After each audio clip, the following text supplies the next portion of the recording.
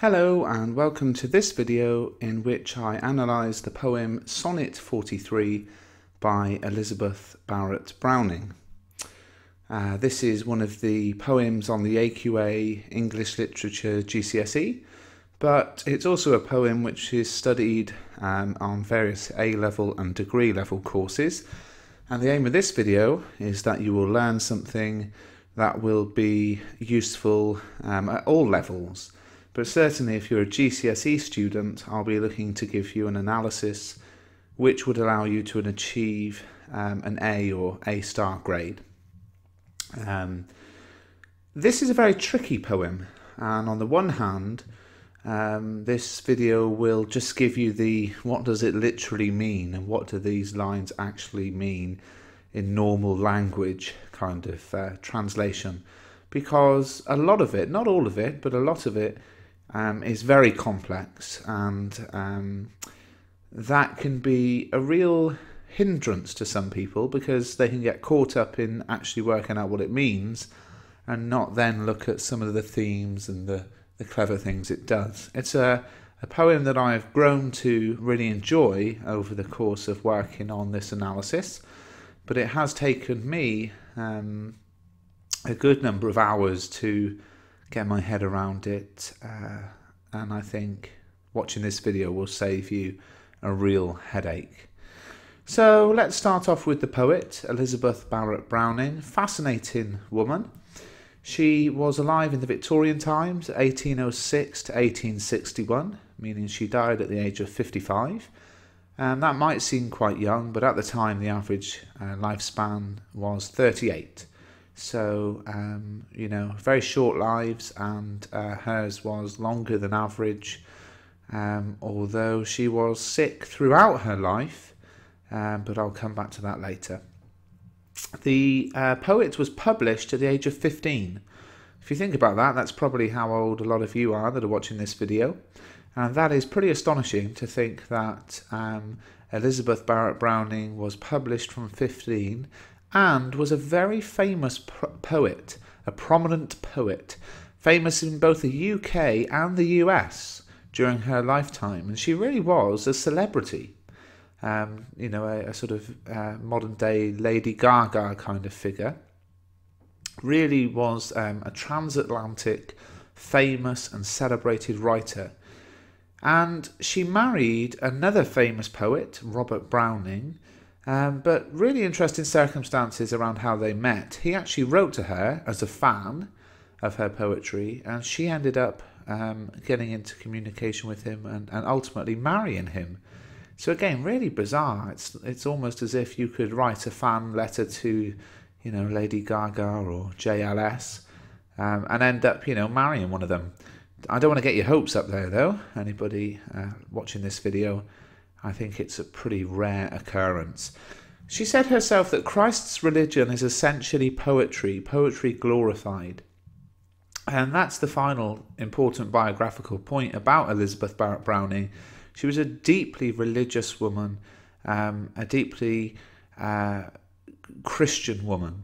Now, these points on the screen now are all important because when we're looking at the biographical information about a writer or a poet, it's important not just to look up any old thing about them, but to find things in their life which are key and are reflected in the poem itself. And I think these points, the fact that she was a famous poet, the fact that she's a very religious poet, and the fact that she suffered from a lot of illness are important. She really was a very ill girl and woman. She actually developed an illness at the age of 15, which remained with her throughout her life, and she was an invalid. She was, I'll go into it in more detail in a bit, but she really wasn't a well person, and that is a key in her poem, as you will see. So that's a bit about the poet. Now let's have a look at the form of the poem. This is a sonnet. And if you don't know about sonnets, I'll give you a quick 2 or 3 minute whiz through them. The sonnet form was actually created by Giacomo da Lentini. He's an Italian poet of the 13th century, And he invented this very strict form of poetry with 14 lines, where the first 8 lines, that we call the octave, pose a problem, and the last 6 lines solve the problem in the sestet.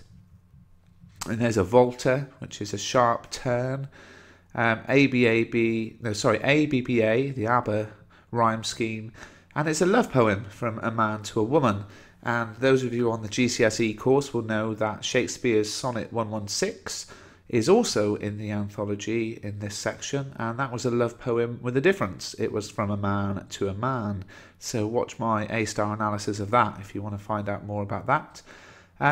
But Giacomo de Lentini is not the famous writer of Italian sonnets. That goes to this guy, Petrarch, 14th century, 100 years old later. This guy, the Lady Gaga lookalike, was an Italian poet who was a preacher, but into his church one day came this woman, Laura, and he fell in love with her, love at first sight. And he left the priesthood and he expressed his love to her, but she wasn't having any of it. She said, "No, I'm not interested. I'm a married woman, and plus you've got a stupid hat on that looks like it's made of leaves." So what did he do when he was rejected by someone he loved? He did what we all do. He wrote 366 sonnets.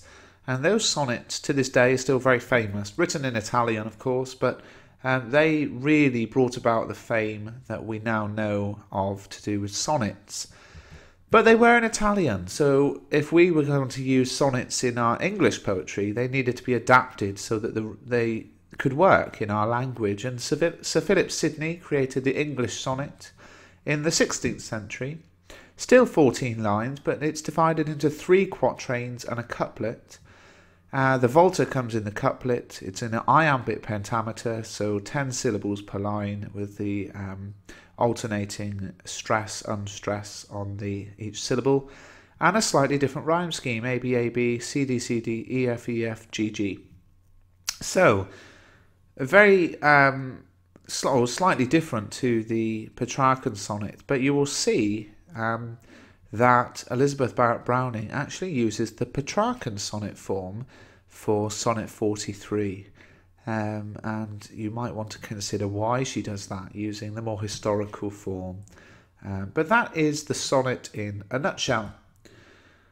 Okay, next we'll look at the context, as in what was going on at the time that is important. Well, this sonnet, Sonnet 43, is one of 44 private sonnets that Elizabeth Barrett Browning wrote to her future husband, Robert Browning, before getting married. Now, as a deeply religious person in a Victorian era, you have to understand that these poems therefore talk about a non-sexual love, or to put it a different way, these two weren't sleeping together, they wouldn't have even had much time alone together. So it was very much a romantic wooing, an I fancy you kind of love that's written about in these sonnets. And as I say, she wrote them to her husband with no plan of publishing them. It was just literally writing him some lovely love poems to express her love. He said they were amazing. He said they were the best sonnets since Shakespeare, and he really pushed her to publish them, and she didn't want to. She said, no, they're far too personal. So in the end, they published them anonymously, presenting them as a translation of foreign sonnets. So they kind of said, look, we found these Portuguese sonnets, and we are going to translate them into English, and here they are. So they never actually admitted for a long time that they were written by Elizabeth. But why sonnets from the Portuguese? Well, it's a little tip of the hat to two things. First off, the nickname that the nickname that Robert Browning had for Elizabeth was My Little Portuguese. But also, it's a tip of the hat to this guy, Louis de Camões.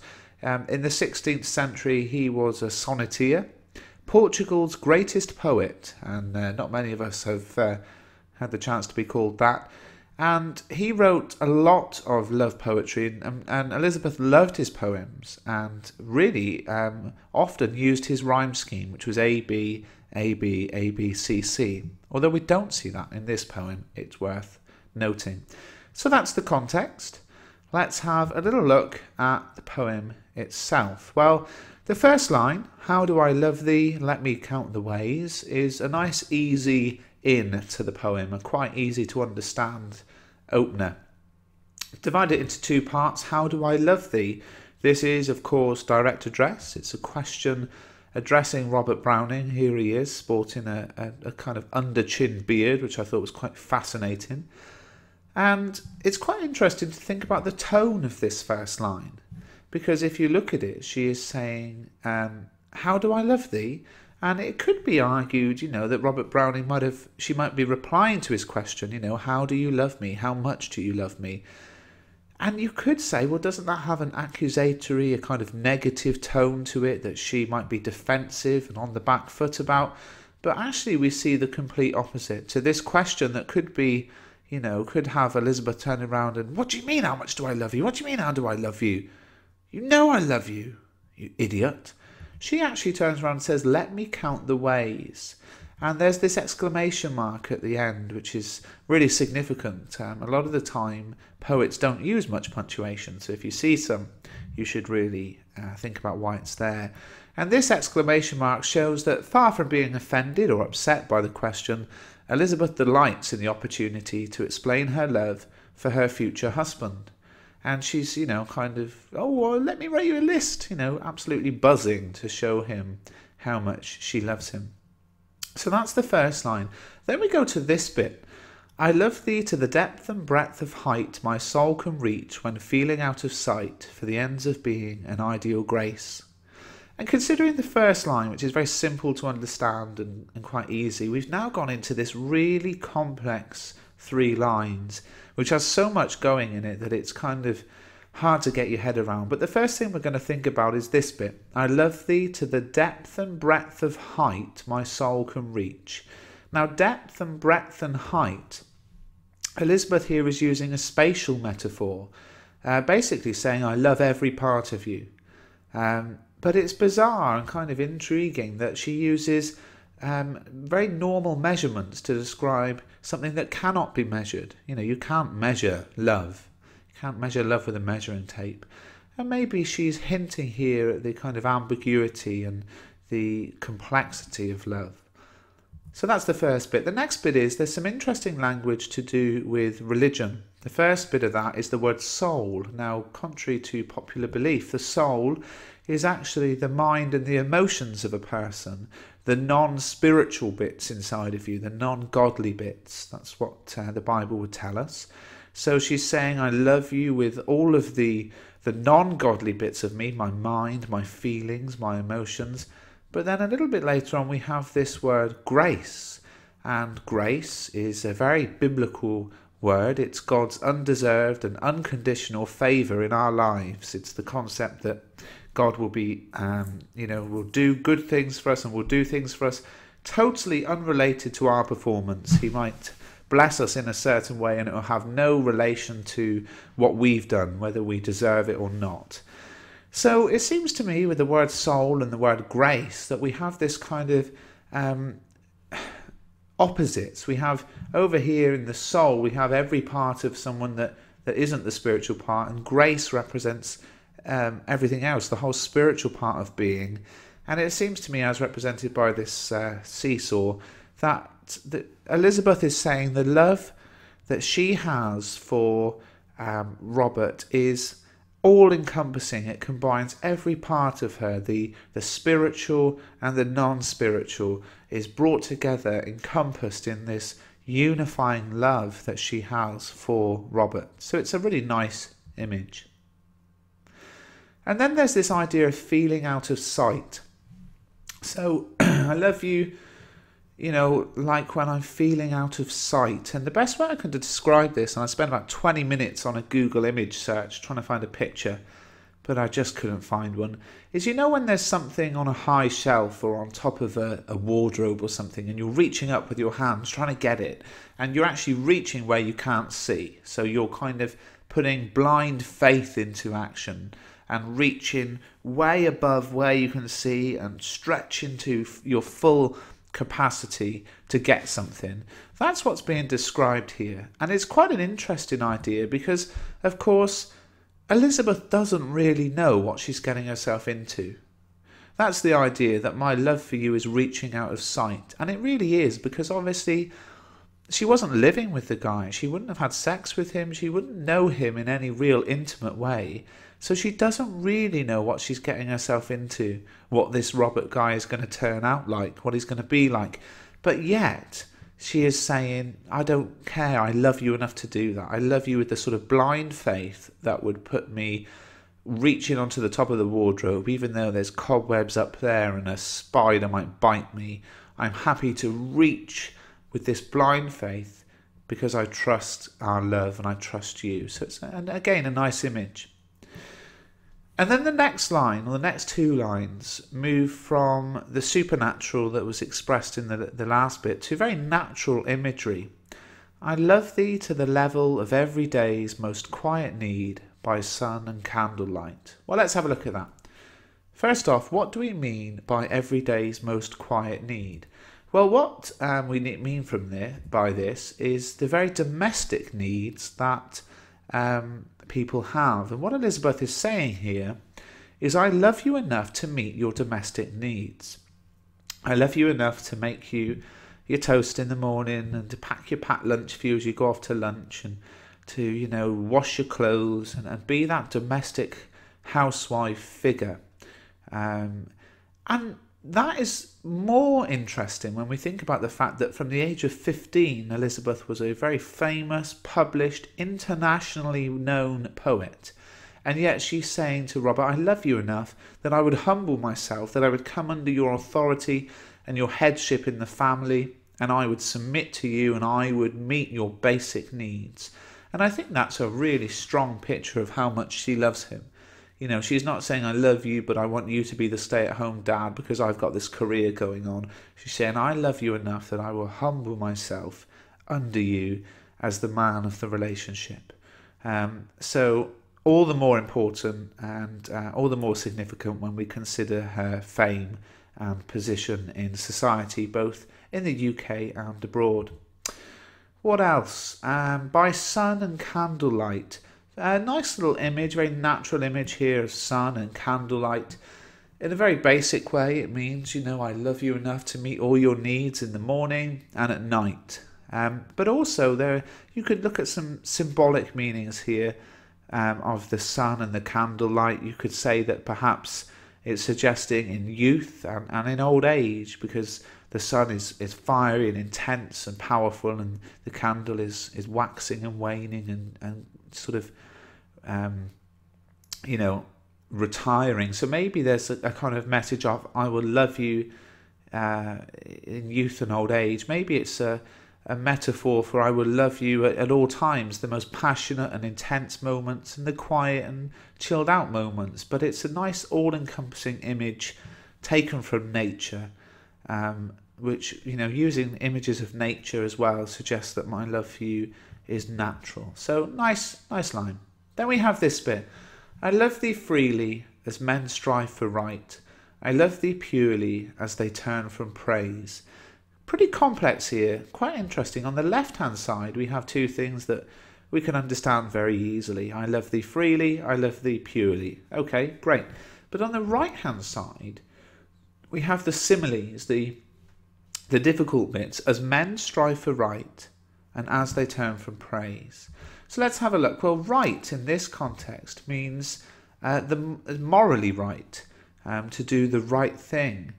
So she's saying, I love thee freely as men strive for right. And what this really means is, just as people freely choose to act morally, I freely choose to love you. In other words, you don't have to make someone be a good person. It's a free choice. It's the way it's built into us. And in that same way, you don't have to make me love you. It's a free choice. It's built into me to love you. The next bit is a bit complicated as well.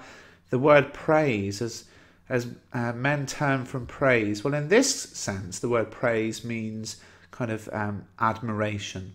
So what this line means is, just as it is pure to modestly shy away from people's admiration, my love for you is pure. But something in these two lines is has a double meaning, very metaphorical, and that's the religious language. And we see this throughout the poem, that a lot of the words now develop two meanings, a very literal basic meaning and a religious meaning. So let's have a look. Well, I think the word freely is very much linked to this concept of free will, that God made us with free will, which is the ability to make choices without prejudice. We have the free will to accept or reject God. And in the same way, Elizabeth has the free will to accept or reject Robert, and obviously chooses to accept him. As men strive for right with a capital R shows it's a definitive right. Makes me think of righteousness, and someone who is righteous in the Bible is someone who is holy in heart. And that suggests there's a sort of holiness and a kind of godliness to their love. I love thee purely. Purity is freedom from guilt or sin. It's suggesting their love is untarnished, it is holy and perfect and pure. And of course, praise means to magnify and glorify. And, in the religious sense, is suggesting their love is something to magnify and glorify. So a lot of religious imagery throughout the poem is starting to creep in, words which we can interpret through the lens of knowing that Elizabeth was a very religious, very Christian person, and really an extended metaphor throughout the poem to suggest that her love for Robert is pure and God-given and holy and blessed. And we'll see a lot more of this as we go along. Okay, this is quite an interesting couple of lines, pretty simple to understand once you understand the biographical details. I love thee with the passion put to use in my old griefs and with my childhood's faith. Two things I want to look at. My old griefs. She's saying here, I love you with the same intensity of emotion that I had when I had my old griefs. And the old griefs here are referring to the sickness that Elizabeth started to experience as a child. Her biographers write that she had an intense head and spinal pain with loss of mobility. This is a picture of Elizabeth not looking so healthy as in the last one. And in fact, the chemical compound there is morphine, and Elizabeth was addicted to first laudanum, then morphine throughout her whole life. At a time when drug addiction was socially acceptable, really, in the higher classes. She was a drug addict, and her biographers really do believe that her poetry is a lot better for it. But she was addicted to these painkillers for her suffering. And what she's saying is the same intensity of emotion I felt with all of those sicknesses that I've gone through, this invalidity that I've suffered since I was a child. I have the same intense emotion for you of love.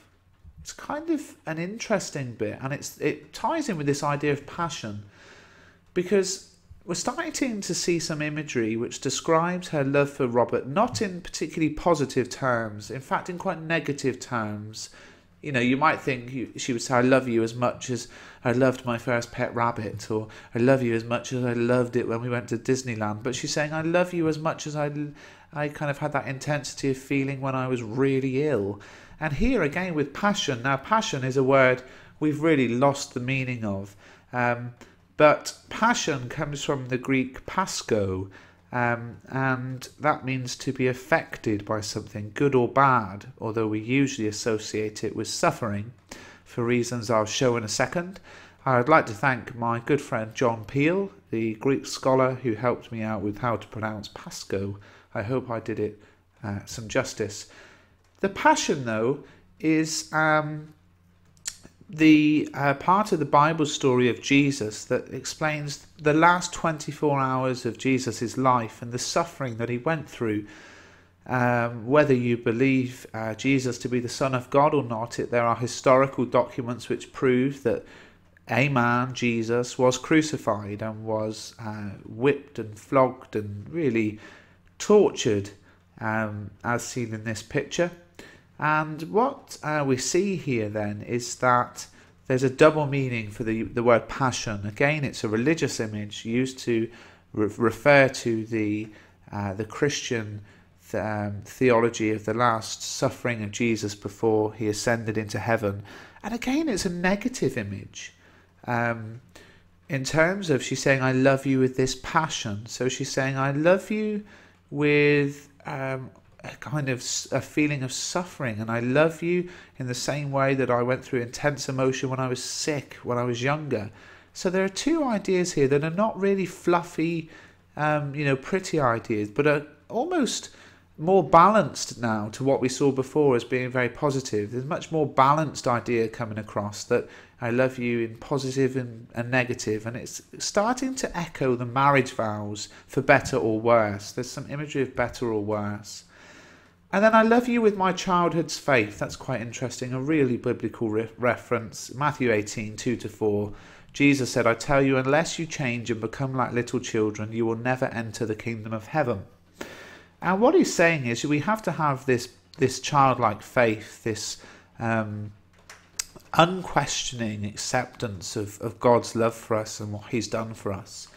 And I think that relates to their relationship in this poem, because she's got childlike faith in their relationship. She's not questioning it. She's not thinking it through and, I don't know this guy, what's it going to be like? She's putting this blind childlike faith into their relationship.